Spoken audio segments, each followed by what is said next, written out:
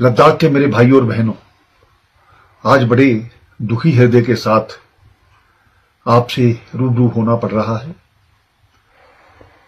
हम जानते हैं कि लोकतांत्रिक व्यवस्था में अपनी बात कहने का सभी को हक है और कहनी भी चाहिए, लेकिन कुछ दिनों से जिस प्रकार से हम जानते हैं लद्दाख में एक अनशन रखा गया और हम चाहते हैं कि अनशन एक लोकतांत्रिक व्यवस्था का एक पार्ट है, लेकिन पिछले एक दो दिनों से जिस प्रकार से लोगों को भड़काया जाना, नेपाल और बांग्लादेश के साथ उसकी तुलना करना, कुछ लोग हम आने वाले समय में आग लगा देंगे, ये कर देंगे, पॉलिटिकल पार्टीज के ऑफिस को करेंगे, लोगों के घरों में जाकर के उनको मारेंगे, ये कौन सा तरीका है? इस प्रकार के जो तरीके हैं इसको हम लोकतंत्र की व्यवस्था के खिलाफ मानते हैं। हम जानते हैं पिछले दिनों से जो एक मांगों को लेकर के बात चल रही है, केंद्र सरकार द्वारा इसकी बात मानी गई और ये कहा गया कि बातचीत को दोबारा से शुरुआत की जाएगी। हमने तो कोई नाम तय नहीं किए, नाम आपने तय किए और ये भी तय हो गया कि इस दिन हम बात करेंगे, लेकिन उसके बावजूद वहां पर आकर के एक ग्रुप आता है, धरने में जाता है, धरने के बाद निकलता है और आकर के जगह जगह पर आग लग जाती है, पत्थरबाजी होती है। यह लद्दाख की परंपरा नहीं है। मुझे आशा ही नहीं पूर्ण विश्वास है कि जो लोग इसके पीछे हैं उनकी जांच तो की ही जाएगी, लेकिन वो इस लद्दाख के शांति व्यवस्था को खराब करने के लिए आए हैं, यहाँ का माहौल खराब करने के लिए आए। जो आज कुछ जानने गई हैं वो उसके जिम्मेवार हैं। इस प्रकार के लोगों को बर्दाश्त नहीं किया जा सकता। मैं एक बार ये जो लोग भड़का रहे थे, मैं शांति व्यवस्था की दोबारा से अपील करता हूं और जिन लोगों ने आज के इस सभी व्यवस्था को खराब करने के लिए ये कोशिश की, जब हमने सुबह यहां पर सीआरपी पुलिस को डिप्लॉय किया था, सिर्फ ठीक है एक बंद का आह्वान किया गया उस व्यवस्था को बनाने के लिए, लॉ एंड ऑर्डर रखने के लिए।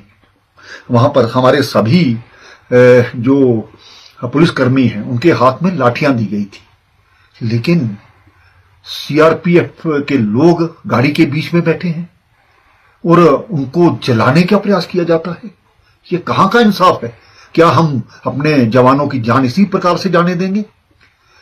उसके बाद कुछ लोग डायरेक्टर जनरल पुलिस जो कि यहाँ की लॉ एंड ऑर्डर को मेंटेन रखते हैं, कई वर्षों से यहाँ पर सेवा का काम कर रहे हैं, उनकी गाड़ी पर बड़े बड़े पत्थर मारे जाना, ये कहाँ का इंसाफ है?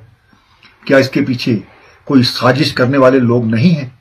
मैं लद्दाख के शांतिप्रिय लोगों से ये कहना चाहता हूं, आप इस चीज को समझिए।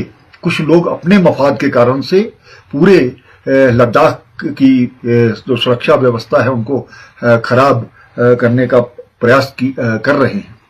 मैं लद्दाख की जनता के साथ हूं, मैं लद्दाख के नौजवानों के साथ हूं और लद्दाख के नौजवान जब भी मुझसे मिलने आते हैं मैंने कभी किसी को मना नहीं किया। और जिस प्रकार से उनके भविष्य की हम बात सोच रहे हैं, चाहे वो टूरिज्म के माध्यम से, चाहे वो एजुकेशन के माध्यम से या हेल्थ के माध्यम से, और नई नई नौकरियों का यहाँ पर नोटिफिकेशन जारी हो रही है। कुछ लोग चाहते हैं कि कोई भी व्यक्ति यहाँ पर नौकरियों में ना जाए, उनका रिकॉर्ड खराब किया जाए, उनका फ्यूचर खराब किया जाए। क्या उनका जो पुलिस का रिकॉर्ड है वो खराब नहीं होगा? इस चीज को समझने की जरूरत है। और मैं एहतियातन तौर पर हमने कर्फ्यू लगाया है, उन लोगों को भी बख्शा नहीं जाएगा जिन लोगों ने यहाँ पर माहौल खराब किया है। और मैं आपके माध्यम से भी ये कहना चाहता हूं कि यहाँ पर लोगों की जो इन्वॉल्वमेंट है शांति व्यवस्था को बनाने में होनी चाहिए। हमारी जो रिलीजियस लोग हैं, हमारे जो राजनीतिक पार्टियां हैं, मैं उनसे भी अपील करता हूं कि इस प्रकार के जो लोग जो उनको चिन्हित कीजिए, आइडेंटिफाई कीजिए और उनको रोकिए।